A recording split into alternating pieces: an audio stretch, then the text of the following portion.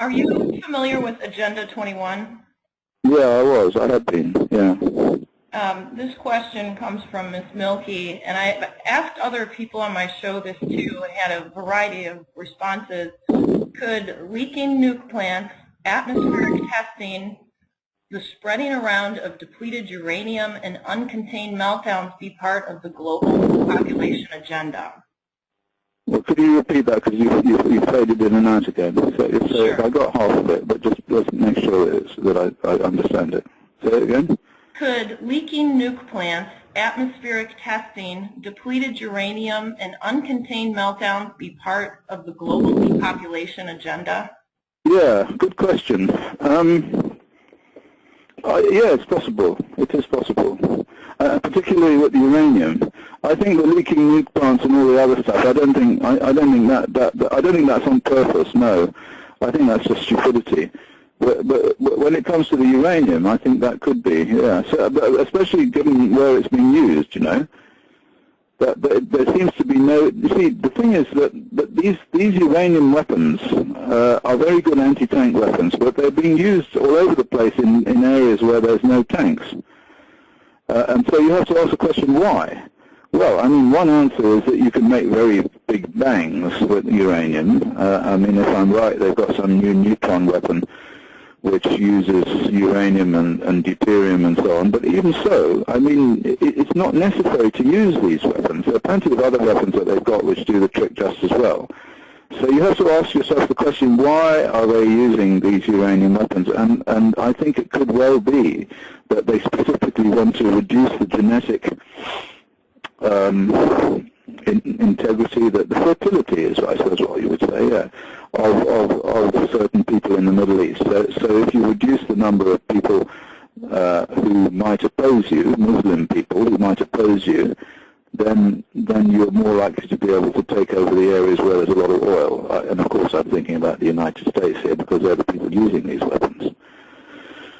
As far as general destruction of the population on Earth, I would think it rather stupid because you're not going to be able to prevent it affecting you. You know, I mean, it's a bit of a suicide weapon, really.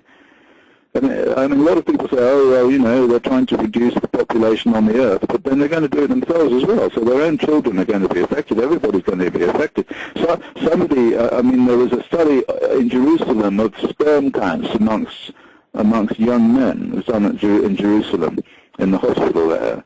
And they found that there was an enormous reduction in the last 10 years in the sperm count in young men. And the people who did the study, who were Israelis, were saying that if this continues in another 20 years, they will all be infertile. There will be no more Israelis. So, I mean, it could hardly be the project of the Israelis or the Zionists to destroy their own race, not unless they're completely insane, like, you know, Dr. Strangelove or some mad person from a James Bond film.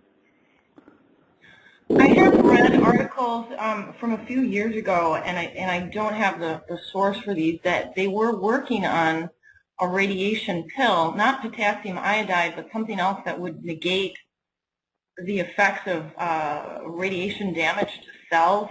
Is anything Yeah, sure, there are such things. I mean, not working on it, there is such a thing. It has side effects, and it does protect to some extent against external radiation, like from a bomb or something, but there's not much that can protect against uranium particles, I can tell you that.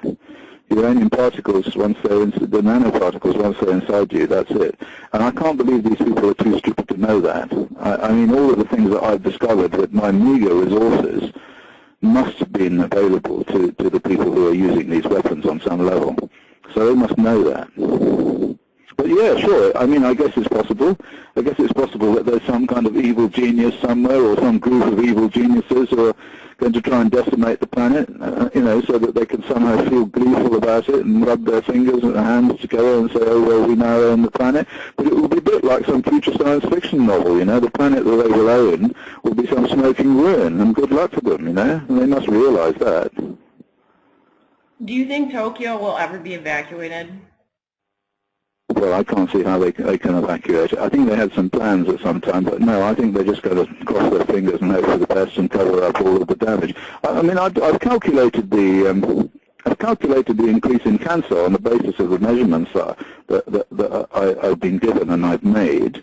And I published them in that book, the Japanese book that I did with Makiko, so that's all there. It's not an enormous amount. I mean, like I said, it's like this is how the world ends, not with a bang but a whimper. You know, they're not going to all suddenly fall down dead and their children are going to be born with 2 heads. That's not going to happen. What's going to happen is the cancer rate is just inexorably going to rise. You know, there'll be more leukemias, there'll be fewer children, there'll be, you know, people, more heart attacks, more strokes.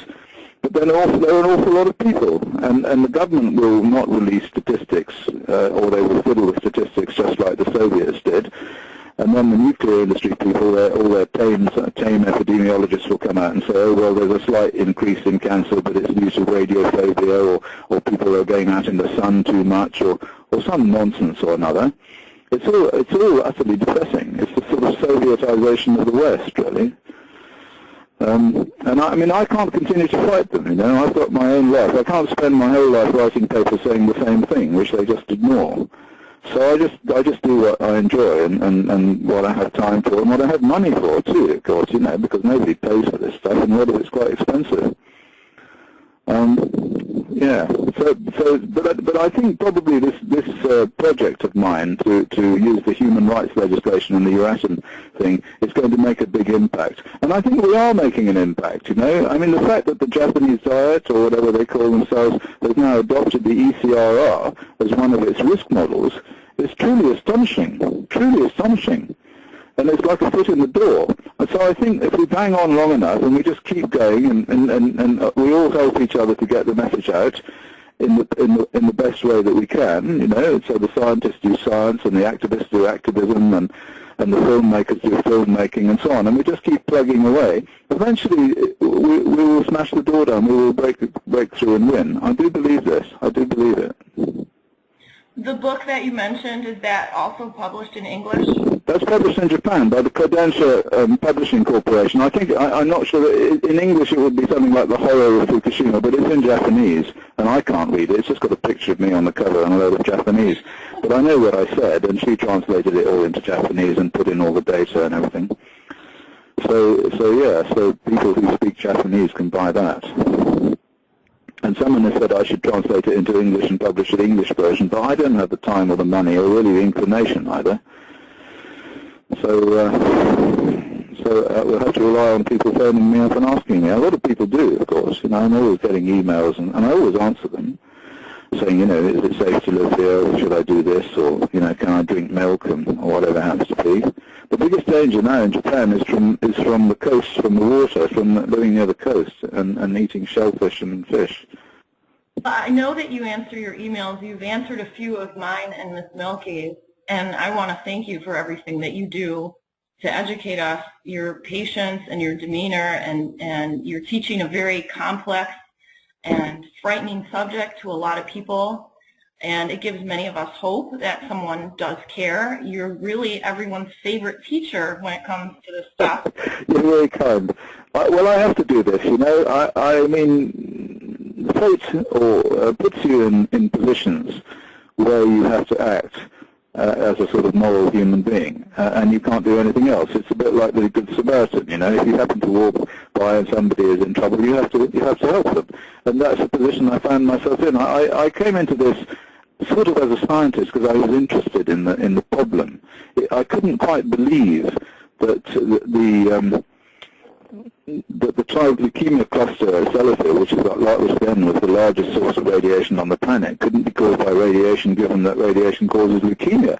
And yet the government was saying, no, it's not possible because the dose isn't big enough. And I came in there it was almost like walking past a chess game where you see two people playing chess and you can see a move and you think, no, that's not right, I've got to move the knight here. So it was purely abstract almost, you know. It was like a problem, a chess problem.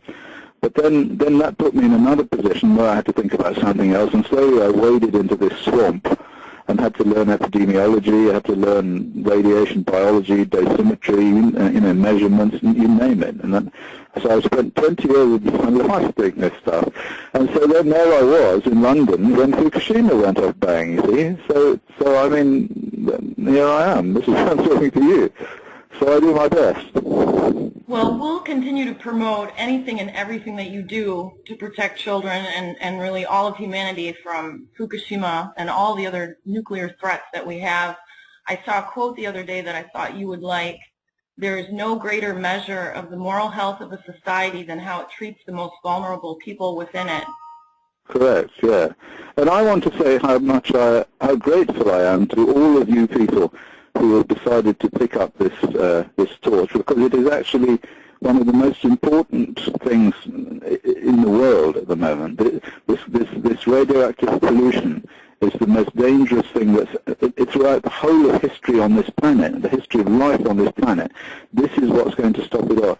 And it's so beautiful and so wonderful that all of these people all over the world that I'm sort of vaguely in contact with and who get in touch with me and give me their love and their support are all working much of their time with very little money and very little support to try and fight this good fight. So thank you all, and thank you all of the people who are listening and all of the people that you contact, because without all of you, I would feel terribly isolated, and I don't. I feel, when people attack me, I think, ho-hum, because I know that lots of people who like me, who love me, and then send me love, and I send it back to them. Is there anything else that we haven't touched on you feel is important to say?